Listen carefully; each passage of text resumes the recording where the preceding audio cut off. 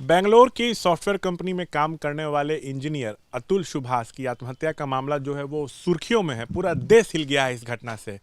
समस्तीपुर के वो रहने वाले थे। इस वक्त हम समस्तीपुर में उनके आवास के पास ही मौजूद हैं। उनके चचेरे भाई हमारे साथ हैं, उनके परिवार के लोग हमारे साथ हैं। हम बात करेंगे। क्या नाम है आपका? बजरंग अग्रवाल। बजरंग जी, कैसे जानकारी मिली पूरी घटना की? सर 9 तारीख को सुबह में हम लोगों के पास खबर आती है कि बेंगलोर में ऐसी ऐसी घटना घट गई है। हम लोग उस खबर को कंफर्म करते हैं।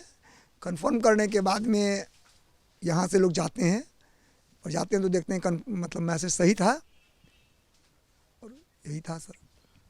पत्नी, उसके रिश्तेदारों पर प्रताड़ना का आरोप उन्होंने लगाया है। अदालती कामकाज पे सवाल खड़े किए हैं। इसको कैसे देख रहे हैं?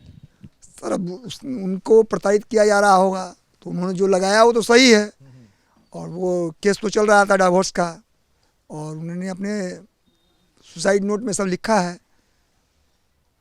1 घंटे 20 मिनट का उन्होंने अपना वीडियो रिकॉर्ड किया था, पूरी अपनी आप बीती बताई।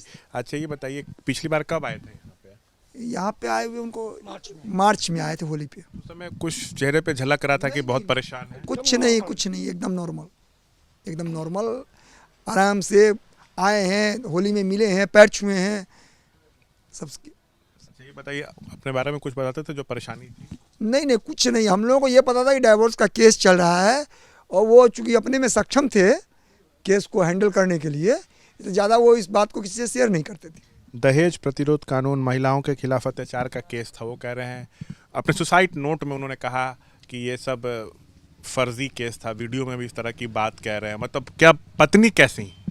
अब पत्नी से तो हम लोग की ज़्यादा मुलाकात तो नहीं है, लेकिन ये तो आज समाज में आप जानते ही हैं कि जितने भी ये फेक केस होते हैं, आपके नज़र में सब फेक केस? जितने भी केस हो रहे हैं पतियों पर किए जा रहे हैं उसमें 90% केस फेक हैं। पति को प्रताड़ित करने के लिए, उनसे सिर्फ पैसा ऐंठने के लिए सारे केस हो रहे हैं। पत्नी से आप लोग कभी मिले? एक बार हमारी सर मुलाकात हुई थी। 2019 में शादी हुई तो कितनी बार आई यहाँ पे? शायद एक बार आई। एक बार आई। माता पिता यहीं रहते हैं, बिजनेस है। वो क्या कुछ आप लोग से शेयर करते थे समस्या? नहीं, वो बराबर भेंट होती है, रोज़ भेंट होती है उनसे तो खैर हमारी। तो वो लड़का भी शायद उनसे ज़्यादा शेयर नहीं करता था। वो भी अपने माँ बाप को ज़्यादा इस विषय में परेशान करना नहीं चाहता था कि हमारे माँ बाप भी ज़्यादा इस विषय में परेशान हो।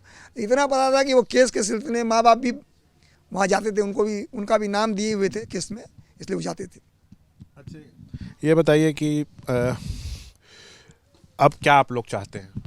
अब हम चाहते हैं प्रशासन देखे, न्याय मिले, हर हाल में देखे प्रशासन की। सिर्फ हर जगह पति की गलती नहीं होती है।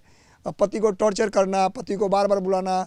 उन्होंने अपने वीडियो में बताया कि 1 साल में हमको 40 बार बेंगलोर से जौनपुर में बुलाया गया।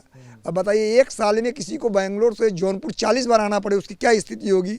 जो एक अच्छा सॉफ्टवेयर इंजीनियर एक बड़ी कंपनी में है, उसकी मानसिक स्थिति क्या बन जाएगी? शादी के बाद से ही परिवार वाले जो हैं, मतलब जो ससुराल वाले थे, परेशान करने लगे थे? शादी के बाद से, मतलब एक बच्चा होने के बाद से शायद वो परेशान होने लगे थे।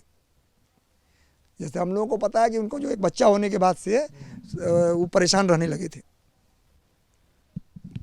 और कुछ यादें उनके बारे में जो आप बताना चाहें? नहीं, बच्चा था हम लोग, हमारे सामने तो बहुत बच्चा था। 25 साल उसकी उम्र हमसे कम है, तो पढ़ता था, इतना बच्चा था, अपने काम में लगा रहता था। इस तरह की घटना है, पूरा मतलब सिस्टम पे सवाल उठ रहा है। हाँ, तो सिस्टम पर तो उठेगा नहीं। जैसा उन्होंने बताया कि जज भी उनसे उन्हीं को परेशान कर रही थी, वहाँ पे कोर्ट भी उन्हीं को परेशान कर रहा था।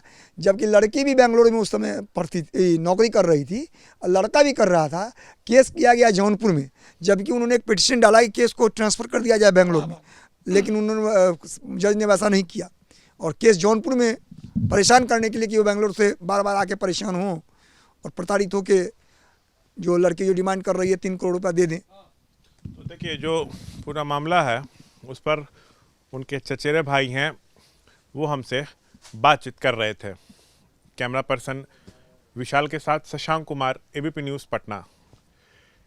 कैमरा पर्सन विशाल राय के साथ शशांक कुमार, एबीपी न्यूज़ समस्तीपुर।